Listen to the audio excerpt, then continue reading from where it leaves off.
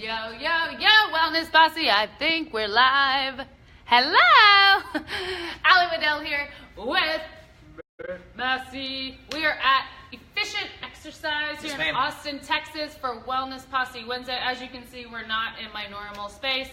I went on a field trip. Yes. And Bert, super nice, invited me down here. We're going to really talk about his story, his training philosophy, what makes efficient exercise different, how to use cutting-edge technology, real data to help people improve their lives and their fitness, and to work out as efficiently as possible. That is the key. So to cut down on injuries and to get real gains and to have your life back. So you're not a gym rat covered in sweat. No. And as we're talking about every week on Wellness Posse Wednesday, it's really about elevating the conversation, and this is a conversation I've wanted to have with you for a while.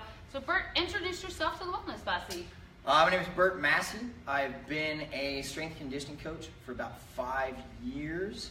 I've been a blue belt in Brazilian Jiu-Jitsu. Just got my blue belt last weekend. So I guess you could say that I am allowed to call myself a novice in Brazilian Jiu-Jitsu right now. I actually know a little bit of things. You will not die. Right, correct. Well, yeah, you could, but you tap. That's how you always live. Secondarily, I got into the fitness business after attending the University of Texas.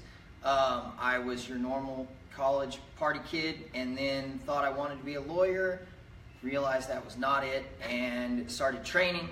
Worked for 2 gyms, worked for a place called Work It Personal Training, and then moved over here to Efficient Exercise and actually asked them to hire me because I saw ARX for the first time. Yeah. And I thought, wow, there's a lot of open-minded people. There's some really cool applications that I can put into what I already know using this technology. And of course, then I should mention, it was 2 beams and like a forklift that lowered on top of you. Yeah. So it was quite intimidating to a lot of people. But I tended to understand it and could look past all of that. Yeah. So you said you were an athlete growing up. Correct. But you kind of got off your athletic kind of path when you were in college, and you were going down the very traditional route. So share with the Wellness Posse, what did that route look like? As for me, computer science degree, that makes a lot of sense. Yeah. But actually a little bit of marketing, and came kind of full circle around after college. You sound like you have a similar path. What did that story Very much so. like? Very much so. So college was college. I just wanted to have fun. I was a history major, which serves me amazingly in this capacity, mostly just conversational. But if you're a history major, you can, of course, in my world, in my thought process, coast through college, have fun, hang out, Greek life, do all that stuff. And then you just go to law school, and at some point, 25, 26, you're like, I'm going to bear down and be serious now. I'm going to stop hanging out, partying. Now I'm going to become a lawyer. Yeah. Life does not work that way. No? You can't just flip a switch and get good at paperwork and start studying for the LSAT. And so the long and the short of it is, after college, everybody moves away. Yeah. There's not as many day parties. There's not as much fun stuff to do on a Tuesday night. Yeah. And then you're like lonely drinking by yourself, and that's never good. No. So then I said, all right, I was an athlete growing up. I'm going to get back into working out. And I actually started lifting at 24 Hour Fitness, which is another part of the story, but a crud load of bench pressing. And my normal football and powerlifting lifts that I had learned. And I started trying to get back in shape. Once that came about, I started really enjoying it. And then I went the traditional gym rat route, where I was working a full-time job with the state of Texas. Yeah. I was getting up at 7, running 4 miles, then going to work, getting off work, coming home, and lifting. Yeah. And if I missed a single day of that, I was angry. And I was dating my wife at the time. And she, would get so mad at me because we had to eat dinner at 8 o'clock every night because I had to get my lift in. Yeah. All of that then hits, I'm enjoying it, law school comes around, and there's all of a sudden something I have to do. Yeah. It's taken away from my workout time, and I hated it. So angry. So I struggled for a little bit. My father is an attorney, so that was my motivation. Yeah. Because, you can just go be an attorney like your parents are. Yeah, follow the path. And then the University of Texas, I went to UT. I'm obviously a big UT fan. the University of Texas hired Benny Willie, and he was a certified strength and conditioning specialist. Yep. I looked up, what is a certified strength and conditioning specialist? Oh, all I have to have is a degree. I have that. I can do this. And I took the test. It was really hard. I failed it the first time, and I thought, let's back up and just go start training someone. Yeah. And then I started training someone as a part-time gig, realized this is what I really love. If you had asked me first, when I first started working out, Bert, because people did, why aren't you a personal trainer? Yeah. Everyone knows how to work out, right? Like everyone just learns. That's just something you learn as a kid. Then I went and trained a friend, and he said, can I work out with you? And I said, great, let's go work out. Lines up in front of me, and I'm like, okay, we're going to do squats. What's a squat? And I was like, You know how you guard somebody in basketball? I've never played basketball. And I was like, oh, what about football? No, never played that either. And What I was about like, sitting on the toilet? there's a real need for this. Like a lot of people don't know what they're doing. Like I can actually help some people and make this a business. So long story, that's kind of how it comes to be. That's kind of how it comes to be. And now, I mean, you couldn't make me do anything else in the world, man. I love it. I get to wake up and come here and at the gym and play with cool people every day. Yeah.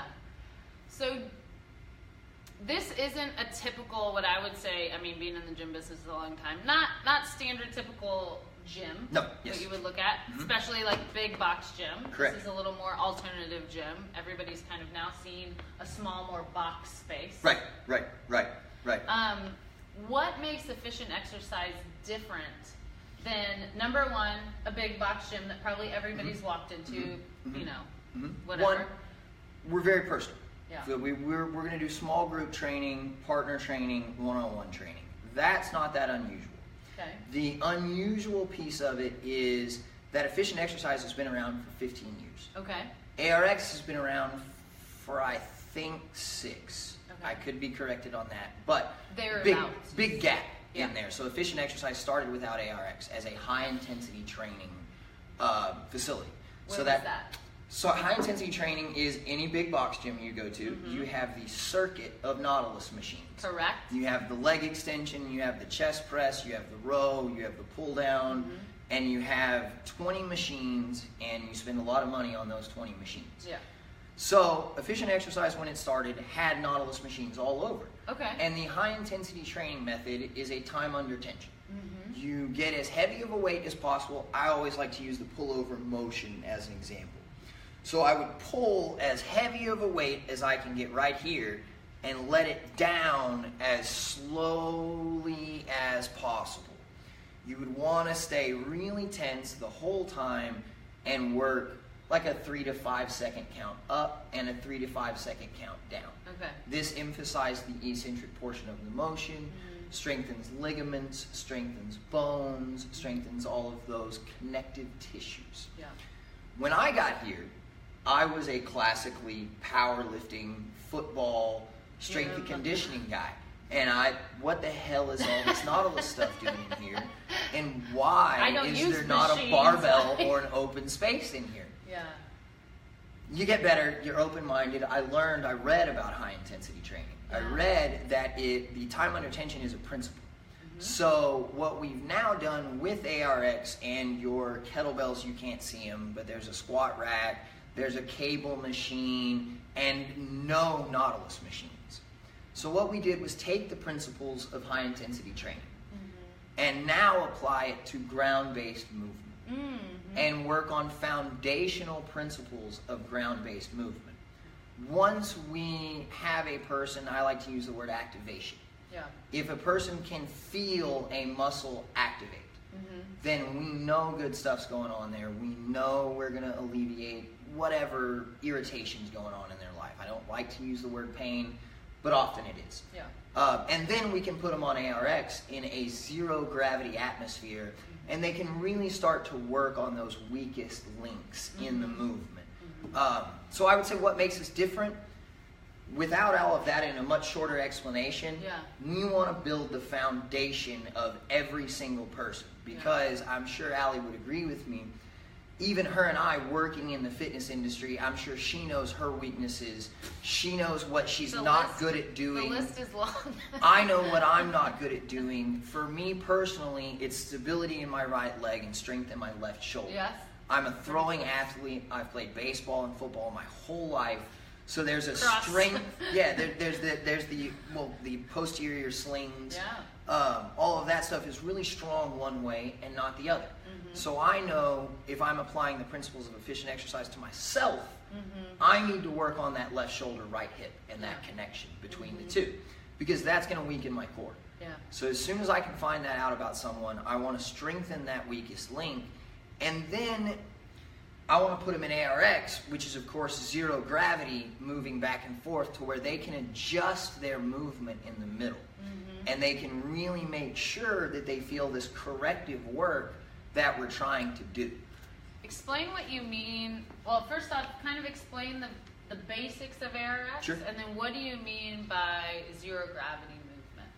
Zero gravity movement. So if you have a kettlebell, and the kettlebell weighs 45 pounds, that kettlebell always weighs 45 pounds. Correct. Imagine a scale where you could squat, and at different points of your squat, I actually will get up and demonstrate because I like doing this. In different points of my squat, I'm going to be stronger here in my squat than I am down here. Correct. But in order to make my squat better, I need to get stronger here. Mm-hmm. So ARX allows me to hit the perfect amount of weight here as well as here. Mm-hmm. This might be 180 pounds. This might be 120.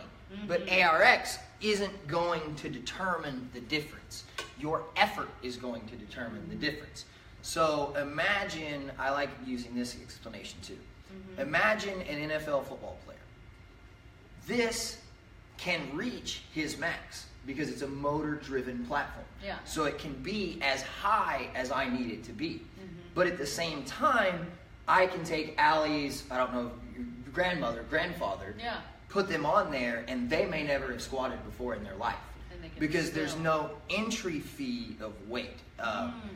Even in a body weight squat, let's say a 75-year-old person, they weigh 110 pounds. In order for them to body weight squat, they have to body weight squat 110 pounds. Yeah.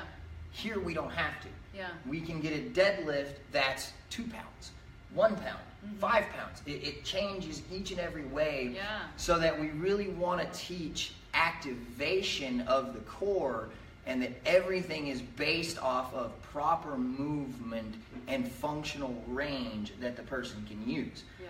We'll also use that kind of by a little shake.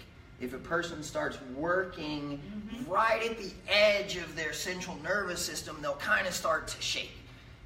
Most people have felt that, like holding a plank. There's Absolutely. certain positions where Absolutely. you feel the shake coming on. Right. And so what we say is, when you hit that shake, that's about all your central nervous system can handle.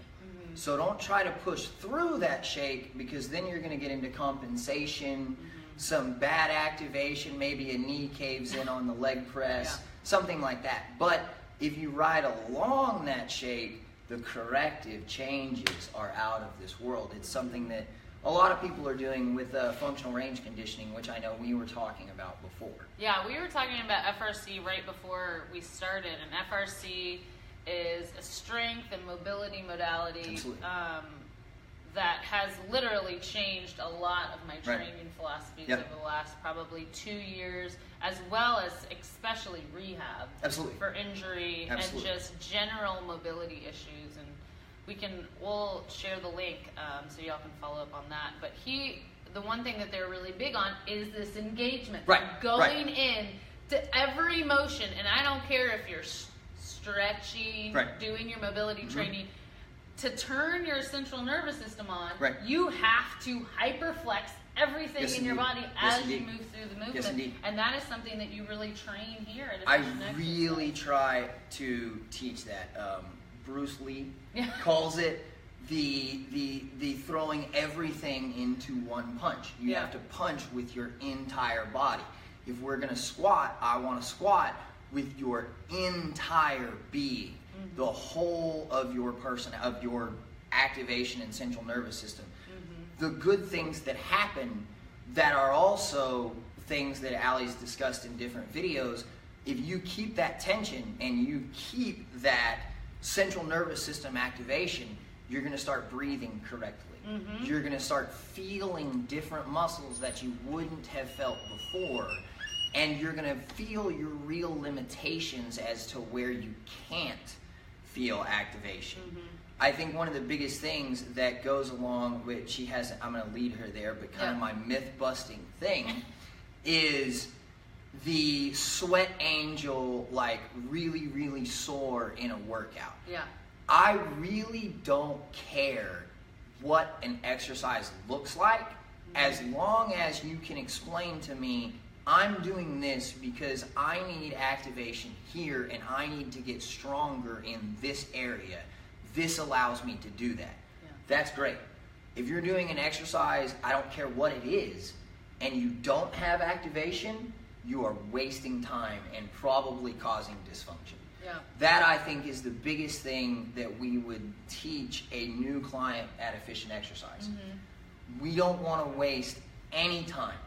If you can't kettlebell swing, we're not going to kettlebell swing. If the kettlebell swing does not feel correctly, we're not going to do it. We're going to back it up to learning a static hinge.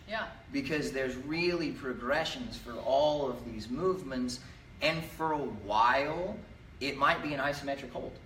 Because you can't move yet, your central nervous system is not going to let you move with this activation on this particular muscle. And as soon as you lose that activation, now you've lost the exercise. Completely. And you can't do it anymore. And then you try to overcompensate, and then you're using the wrong muscles, and then you're like, oh, this feels tweaky. Correct. So walk me through, so say you have a new client, what is kind of the new client protocol here at Efficient Exercise? New client protocol. We're not going to do an actual step-by-step functional movement screen, but we developed a little different screen. That's kind of our own. So we do a movement screen. We realize where the person's restricted. The two major things we want to work on are upward scapular mobility to get overhead, and also, little butt shot, hinging. Hinging in scapular mobility. And I'll tell you, I would say 75%, 80% of the Yeah, population I'd probably go 80. Cannot do those motions properly. And so we really, first and foremost, figure out if they're weak in those spots. Sometimes they're not. Sometimes you get the female client who is Gumby all day long and can just move hypermobile, and so there's got to be activation in those places. So for that person needs tension, and the other 45, 50-year-old man gets his arms right here and then goes, ugh, and his rib cage comes flying up. That's the basis of what we want to focus on. If the ideal Efficient Exercise client is someone who just wants to feel better, I can make you better at different sports, different running, different, whatever it is that you want to do. But the general population client just wants to pick up their kids, pick up their grandkids, be able to kneel down, and we just want to make sure that those things they're able to do those things. Function as a human. That largely comes down to hamstring length, low back strength, shoulder stability, lat strength, external rotators, and so that's the process. And by doing that, I want to make sure the person knows how to brace first, that they know how to pull their hips and ribs into alignment, and then we're going to start hinging off of that movement. So it's very, very, very foundational. And the first session for many people looks like activational drills, ARX, and that's it.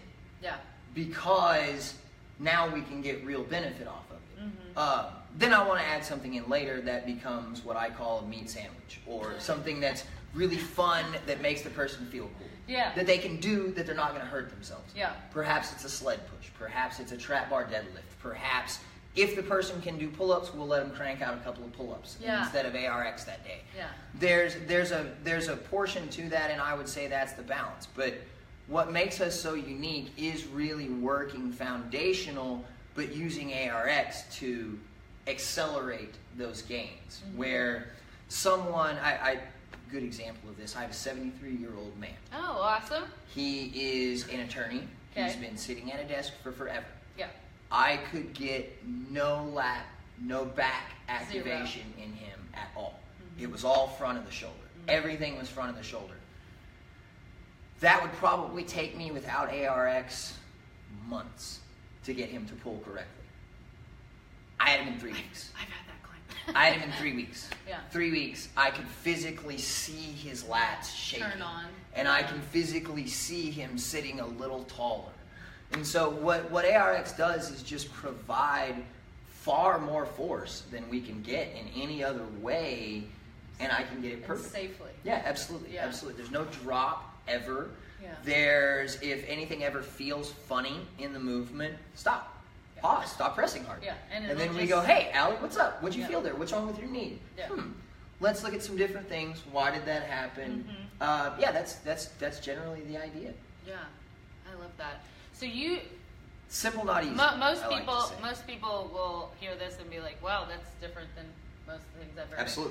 Absolutely. So you are having different conversations with your clients, and I would say a typical trainer. Yes. So what other conversations you wish you'd heard more wellness professionals have with their clients that maybe you don't hear them having? Like if you could kind of push that information out into the world. And sure. Like, just ask these few questions to your client, and sure. you could engage better. You could get better sure. results. What Sure. I think the biggest thing is the activation and the shake. If a person can't feel something, if you're doing a pull, if you're doing a pull down, if you're doing a deadlift with them, if they can't feel the right muscles, and I mean literally, they can, ow, my butt cheek is on fire and shaking. That's what you have to have. If you don't have that, there's no real, well, we'll just do this and get some work done. You're wasting the person's time, and you're wasting your time. And that's the biggest thing I think that I would have. And also the whole sweat angel soreness thing. I can take anyone and make them literally jump up and down on your toes for an hour. Your feet and your calves will be really sore. And you will not be any better because of it. But if you're working with purpose, then you're going to feel, and you should feel good after a workout, by the way. You shouldn't feel beat down. You shouldn't have to go absolutely lay down and take a nap after your workout because you're so exhausted that you can barely start your car. Yeah. But you really don't need to do that. And by Number the way, one, your nutrition's probably jacked. Right. Or you probably just completely bonked yourself out. Right. Your central nervous system just went. And in most cases that I see trainers training lawyers, doctors, mothers that have 1,000 other things to worry about. They're already stressed. Most of the people in our world are running way up here. If we just add to this with more stress in exercise, you're just now building this fancy word, allostasis, which stays at the top. You're never in homeostasis. There's never any recovery. Completely. If you don't recover, you're not getting better. Yeah. So at the end of a bad day, when I've had a CEO client that has 2 teenage kids and is having, issues at work, she comes, I'm so mad, I just want to get after this workout and just crush it, and I have to, no. That's the opposite. We're not going to do that. Yeah. You're already stressed. You moved this weekend. We're not going to do that. We're going to slow down. We're going to breathe. We're going to make sure everything's right. We're going to do a little bit of functional movement, maybe some isometric holds, fix that hip, fix that shoulder to make sure they're feeling better. Then we're going to do some ARX, and you're going to leave feeling a little more sympathetic nervous system than you did when you got here. Yeah. I think this is a big point that I want to kind of reinforce, is that people view, and I think I've heard, that working out is a stress reliever. Yeah. And so, in a way, mentally, yes, it can be a stress reliever, but you have to understand, on your nervous system and on your body, right, it's actually an additional stressor. And if just as he said, if you're already at a level where you're not sleepy, you've had a bad day, as much as you think going out and kicking your own ass on the track or in the gym is going to be what you need to do, it's actually the polar opposite. What you probably need to do is some deep breathing, maybe get up in a sauna. You know, sit in an ice bath, do something. Go lay in the sun. Lay in the sun, do some grounding, take off your shoes, go play with your kids, roll around in the grass. Absolutely. Something to bring and turn all that stuff back off. And that's really hard for type A mofos to get after, because you want to think, if I'm pounding it hard, if I pound it harder, I'll feel better. And so those people, my challenge has been getting them to understand what we want to do on ARX. And what the goal is. Because if that person's really tired, the person that we just laid out, and then I throw them on ARX and they go as hard as they possibly can, welcome to sitting in the car for 20 minutes because you can't drive home, because your central nervous system is pounded and you can't go anywhere anymore. So having that person and being able to, hey, let's come get a workout, let's keep it within this range, is kind of something that I use a lot. But it's a very difficult thing. It's a very difficult thing, and the more, as any fitness professional, you're concerned with that with your clients, they're gonna stay long-term clients for forever. They won't leave. Feel better. Right. They won't leave you. I've even got some clients that do a boot camp outside of here because they can't, come see me 2 or 3 times a week, and then they're sitting there, in my boot camp, my hip was bugging me and my back, and so that I'm over here now doing corrections from a boot camp in their personal training sessions. Which is fine, and I realize that the person's ultimately in control of it in a boot camp. But at the same time, if I can teach that person to be more aware when they're doing workouts outside of here, that's a big win. That's a big, big win for me. I've definitely had clients that knew nothing about working out, worked out with me for a year, and then after a year said, hey, I really want to get into this. I want to start doing stuff 3-4 times a week. And if you have time and the central nervous system capacity, cool. But then they'll come back to me and they'll say, I went to this class and so-and-so had us doing jumping jack push presses. And I looked at the person and I said, I'm not going to do that move. There's no logic to me doing that move, so I'm not going to do it. Yay, client. Yay, client. You have just learned. Go stop. You have just learned that this is not a good move for you. And I think the education process is really big as fitness professionals. Pavel says something that is, don't call your clients clients. Clients receive a passive service. Clients get their nails done. Clients get their hair done. You have a student. That's a student that comes in. You're their teacher every day. You teach them the skill of how to get stronger, how to make their life better, how to make their life more comfortable every single day. He's talking about Pavel Tsatsouline, who is like the OG Kettlebell mofo. And if you want some legit crazy Russian strongman stuff, number one, his books are amazing. Yes, they are. Because they look like they're out of 1990, but they are chock full of amazing exercises. And if you want to listen to straight up Russian, he'll kill you with a finger. He calls you comrade, and always warns that if you are in his gym, be always ready to be punched in the stomach, because you might be at any given time. You might. But I think that's really cool though when you talk about Pavel, because if you get into FRC stuff, and Pavel was on the FRC stuff the exact same way. Exactly the same way. It's just this whole tension idea. And that if you create this internal tension, in Pavel's case, you'll know what size kettlebell you need. Because I can't keep tension with this heavier kettlebell. That's why they only have the 3 kettlebells, the 1 pood, 2 pood, and then the beast. But Pavel's a foundational guy, man. He's one of my biggest guys. I still reference his work. And his interviews on Tim Ferriss are so funny and amazing, and so much knowledge. If you're a fitness nerd, Pavel's a must. Tim Ferriss, amazing. A must. So we were talking about you're educating your clients, but we had talked about before we started about, you know, people get to be adults and then they're like, well, I can't learn anything new because I guess I'm an adult, and you know, you had to learn all the stuff you needed to learn, like as far as skill-wise when you were a kid. And you've taken up, as you said, Brazilian Jiu-Jitsu semi-recently. So I'd love to talk about, number one, what impact that has had on you mentally and physically, and then also about kind of this lifelong learning mindset that you have. Jiu-Jitsu really gave me a healthy goal that I want to preach to clients. I was still stuck in that mindset of I need to run so much every week. I need to lift so much every week. Every week I need to have a deadlift day and I need to have a squat day. And those days better get up over 300, 315, 325. If I'm not doing that, what the hell am I doing? I'm slacking. I knew that this was bad. Slight little nagging injuries in the shoulder, as I said, in the right hip.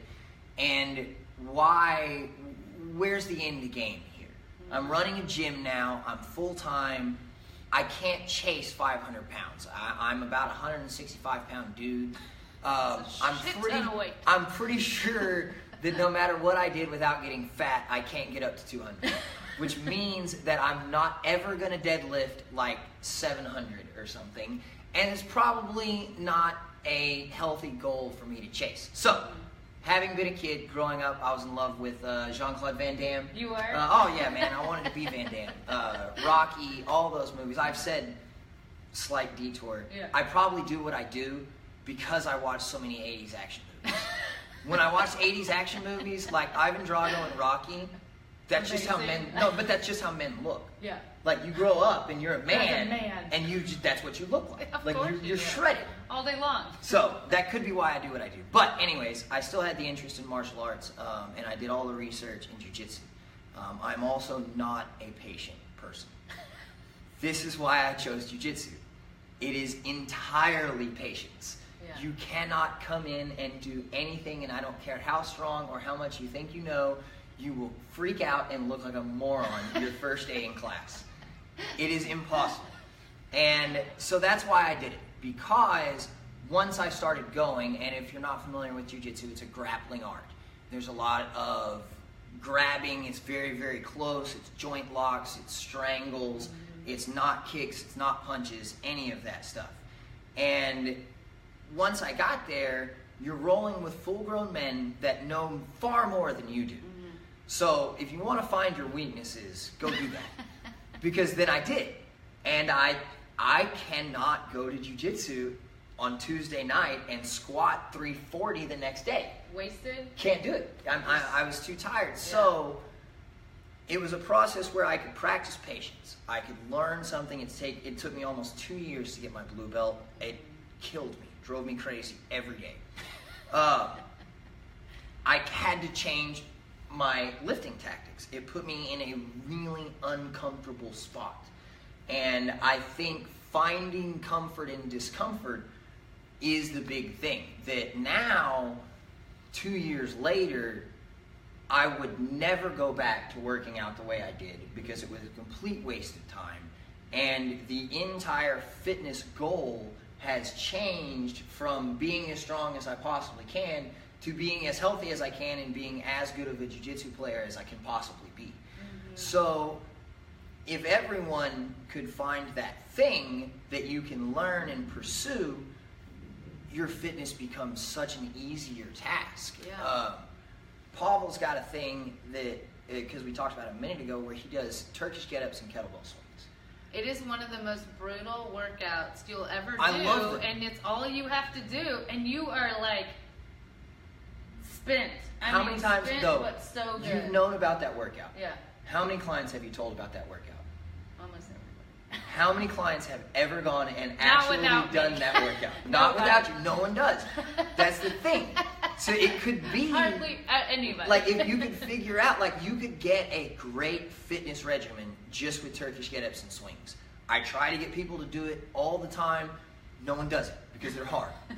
And both of them are hard. They're very, very technical, and you have to approach it from a learning standpoint. You're learning these moves. You're learning these strength skills in this way, and so jiu-jitsu just emphasizes all of that. That you're never done. Yeah. You don't ever know anything that there is to know in jiu-jitsu. Like I said, I think as a blue belt, I'm pretty accurate in saying that I'm allowed to call myself a novice now. Prior, I was just kind of grabbing at gis. I don't even know what the hell I was doing at the time, right? Yeah. So there's a big thing about learning there. I also think, as we've talked about on the show before, is that learning mindset not only is great for you, but especially if you have children. As an adult, for you to show your kids that you at any point can pick up a new skill and that you're not going to be good at it. Then you're going to make these small progressive changes and you're going to work at it continuously and then you're going to get better. And even picking something like jiu-jitsu, which would be really fun to do with your kids. Like you could do it, your kid could do it at the same time. Guitar's the same way, or a musical instrument, or learning a language. It's definitely something family connecting, which I really like about it, and community as well. Jiu-jitsu has an amazing community of people that are really connected and very family oriented. Without question. That is one of the biggest things in jiu-jitsu, that no matter where I travel for the rest of my life in the world, I can probably find somewhere close by that I can do jiu-jitsu. And I can probably have 25, 30 friends within an hour. But you hit on something that I wanted to touch, and I think it's kind of ties some things in together that we've talked about here with the activation and stuff like that. With physical things learning, people get stuck in, I can't do this. You've never tried. It's all mindset. If I'm giving you some weird twisting crab walk to bear walk transition and you suck at it, well, when's the last time you ever did that? But getting past that initial discouragement in learning strength, because if you are a person that wants to start getting in shape, you should be like a baby deer on ice out there, where you're just sliding and you don't know what machine does what. And those little pictures on the sides of the machine, read them. They're a pretty good place to start. But physical learning, I think people view differently than something else. I think that you could convince I agree with that. A 55-year-old lawyer that if he had the time, he could learn to play piano. Correct.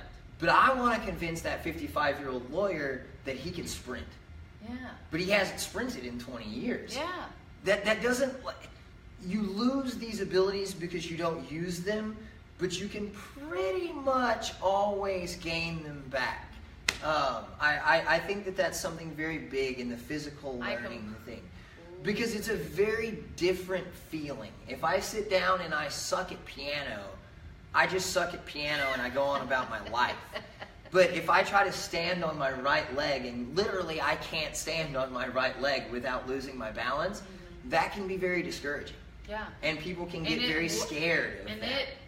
Especially if you are I would say over the age of 50 or your mid-50s, and you have not worked out consistently, and you come into a trainer and they start to point out these little things, your mental state can spiral really fast. I've seen clients think, like, oh my God, the standing on one leg is a big thing for people. And all of a sudden it is, I am now my 85-year-old mother who has fallen down this. Like, your brain very quickly goes, oh shit, the body's going down in a handbasket. There's nothing I can do about it, which is really interesting. And balance, mobility and posture are those things that very quickly, if you haven't taken care of them by your mid-50s, they start to really take a very fast decline. But it is all manageable, and you can take it back over. There's been, of course, Facebook is amazing for putting out these very inspirational videos of these people that can't walk, and then they started doing yoga, and now they're standing up straight again.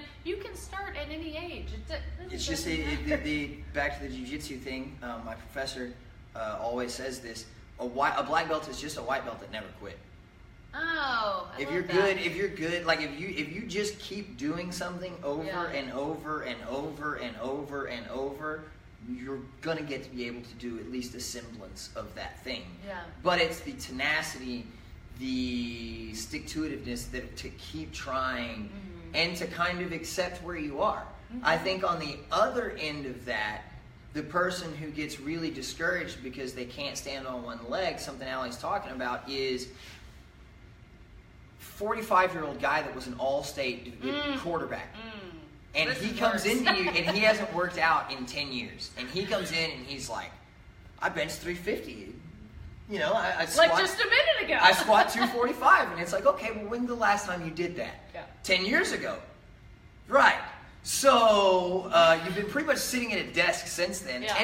But that's a different kind of mindset where you have to keep him interested and think, hey, you know, you might not be able to do this pull-up like you used to when you were, you know, a D2 quarterback, but this is something you can get back. You can get back to that point where you felt like a stud running around all the time. But in order to get there, he's got to accept where he is right now. Humble. Day one. Yeah, ego check. Yeah. And for a lot of people, the ego check is a really hard part. Oh, it is very much so. Hold on 1 second. Go on. Oh, okay. Go on. We have a visitor. He takes care of the dissolved solids in our water. Oh, so that's very if nice. you need a water company at a gym, what's the name of it? What's the name of your company? Oh, Greater Texas Water Company. Greater Texas Water Company. All that. He comes by, services it. We have 0 dissolved solids in the water at efficient exercise at all times. Keep you healthy. There we go. Care about you here. So what are what do you think the top 3 things that kind of anybody across the board could do to like really immediately improve their health and wellness? Play. Go outside, crawl on the ground, do a bear crawl, do a crab walk, stand on one leg in the grass. Yes. Like, pick something up. Pick up a rock that's something that you can pick up, you know. It really, anything. If you just get outside and move, that's step number 1. Agreed. Step number 1, because you're going to get sunshine, you're going to get physical activity, you're going to get a little sweat. There's your first initial step. Yeah. Secondarily, try something new. Try something you've never done. Regardless of your age, regardless of how fitness you are. It doesn't even have to be fitness oriented. Yeah. It doesn't have to be fitness oriented. Try something new. Try something you've always done. I actually have my next thing lined up. I will never stop doing jiu-jitsu, but when I decide it's time to take on a new test, trumpet. Oh, trumpet? Why trumpet? I'm a jazz guy.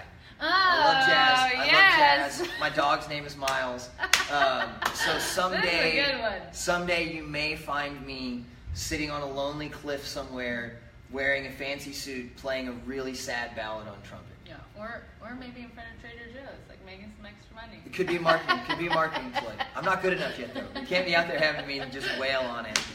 So, Okay, that's 2. Good 2. move. Try 3. Give me a reminder. What was the 3 things? What was the parameters? 3 things that everybody can do that'll make you healthier. 3 things that everybody can do that can make you healthier. Drink more water. Drink more water. I think we've heard that from about 60%. Hydrate. That one's really easy. That one's really easy. And how do you stay hydrated? Are you good at it now? No. No. It slips up on me all the time because I'm so active and caught up in what I'm doing that I won't think to go drink water. Yeah. I think there's 2 approaches. Are you the kind of person that will have a big cup sitting next to you and hold that big cup all day and refill it maybe one time? Because that's me. If I have a big cup, I'll just hold it all day and I'll take little sips and I'll never really do it. If that's you, go and chug a glass every 2 hours. Keep an 8-ounce glass, fill it up with lukewarm water and just drink it and then go back to your day. Yeah. Because I think that there's 2 approaches there. I agree. Because the big can doesn't work for everybody. No. Because you'll hold it. But if you need the reminder to get up, go walk over, and get the water, then that's going to be a really good thing too. Yeah, I think also I don't know that I mentioned this specifically, but I talk to a lot of clients is trying to tie water to something that you do multiple times a day. So like every time you go over here, or that you use this thing. Like, look at something that you do 5 or 6 times a day and tie water to that thing mentally so that you're in this mental loop. First thing that comes to mind. Yeah. Could you say going to the bathroom? Yeah, I would say Every going time to the you go to the bathroom, you have to drink another glass of water. Yeah. But some people, if you're dehydrated, That that could doesn't also- work.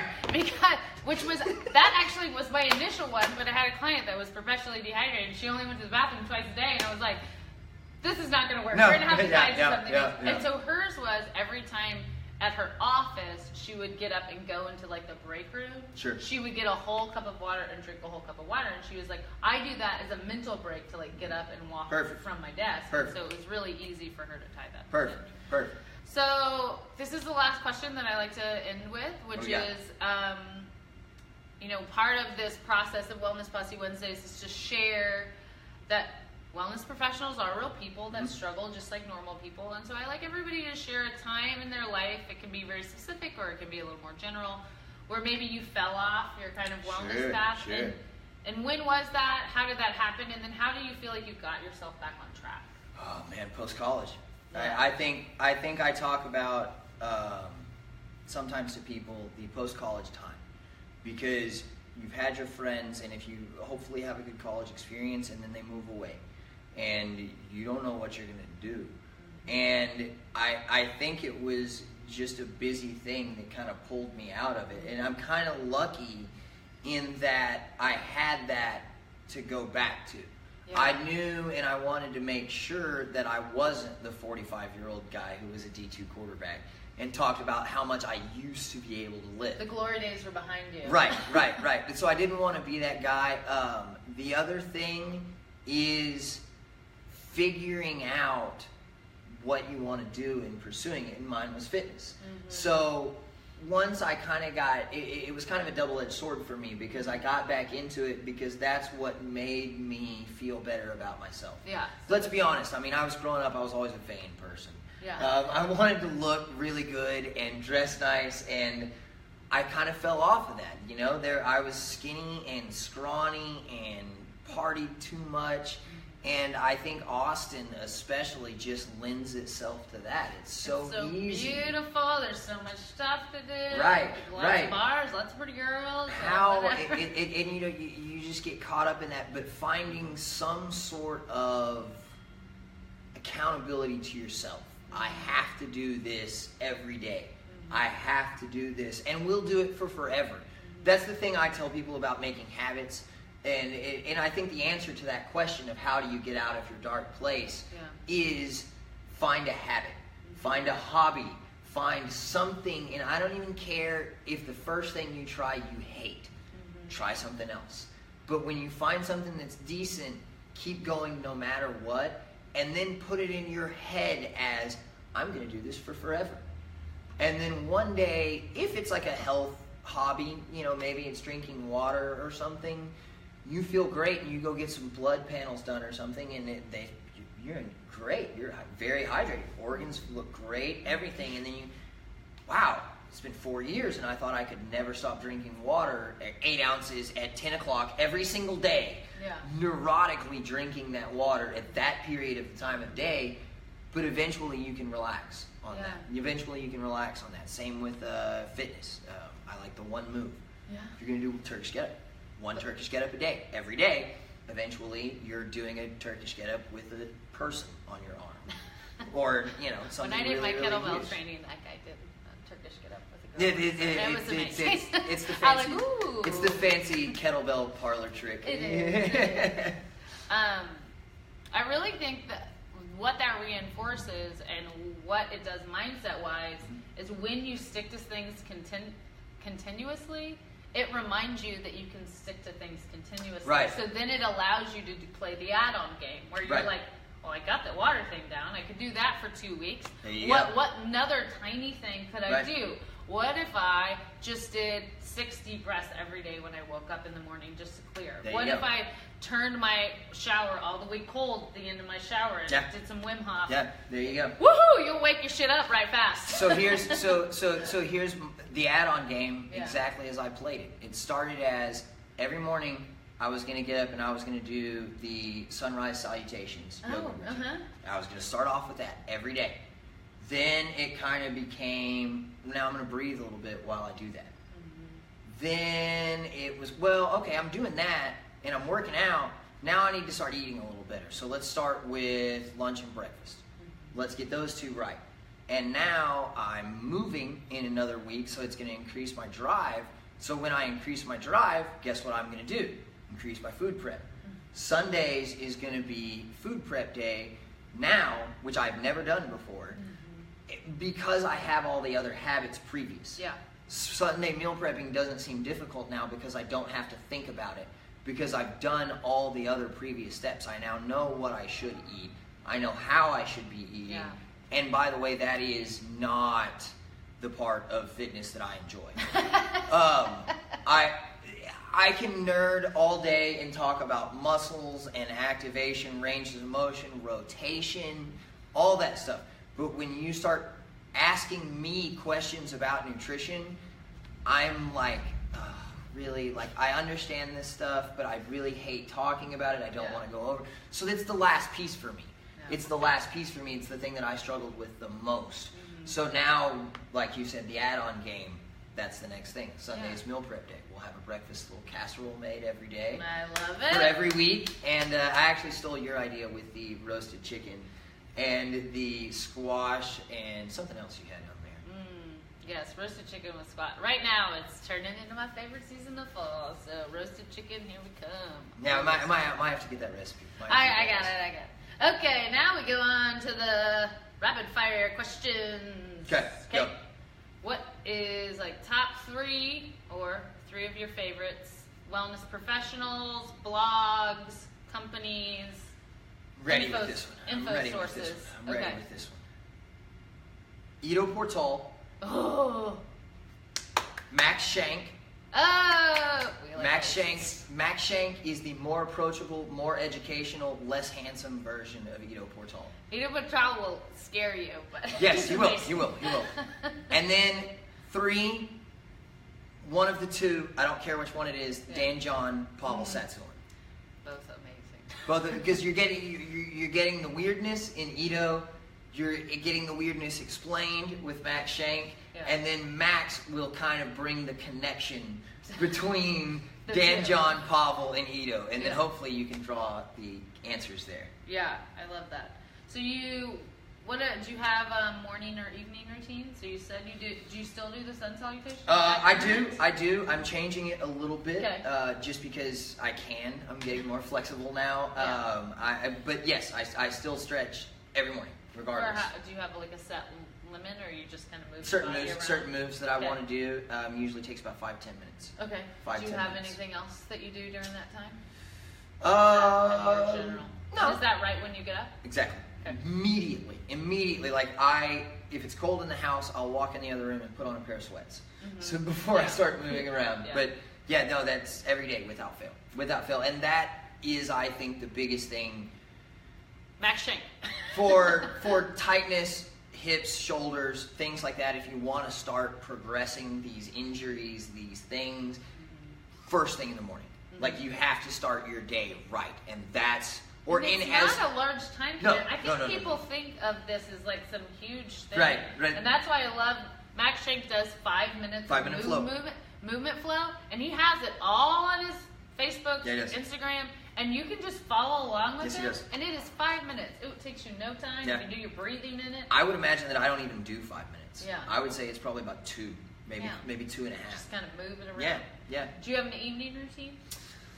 Not a ton. I like the tension control, the whole irradiation thing where you're here, the FRC, and you're... I will say, if you do that before you go to sleep, you will not remember laying your head down. Really? Yeah. I haven't tried that. You will not remember laying your head. I did it when I first Wow. started getting into the tension stuff. Yeah.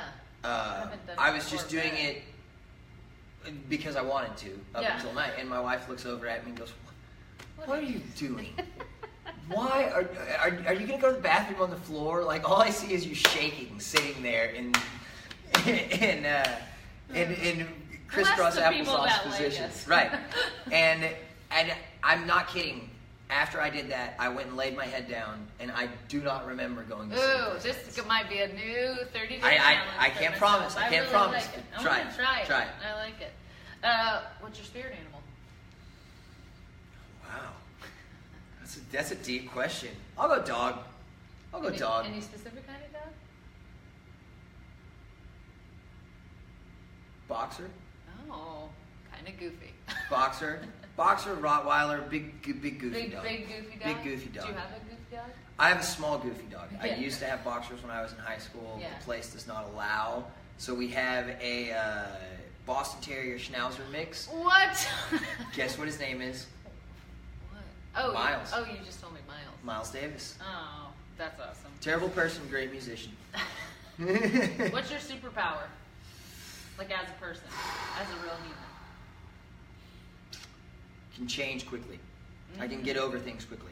I can go from being really, really mad at someone who's done something, not like manic, where I'm way up, way down, but someone can make me really mad, and then I can express my anger, and then it's done. You can process and it's gone. quickly. And it is gone. I'm no longer mad at you. I don't hold grudges at all. I think that's probably a pretty good superpower. That's a good one, actually. Being able to process emotion quickly is something that people really struggle with. If you could have a T-shirt with a slogan on it, and either you can wear it so everybody can read it, or you can make everybody else wear it, what would it say? What's your thing that you want to get out there? I might steal a little from Ido Portal here and go move or die. Oh yeah, that's a good one. Move or die. If you don't move, you will eventually die. Correct. Everybody, you could put on the backside or on the pocket or something, like everybody dies in the fetal position. Everybody dies in the fetal position. So stay upright as long as you can. Don't start to go down. Everyone dies in the fetal position.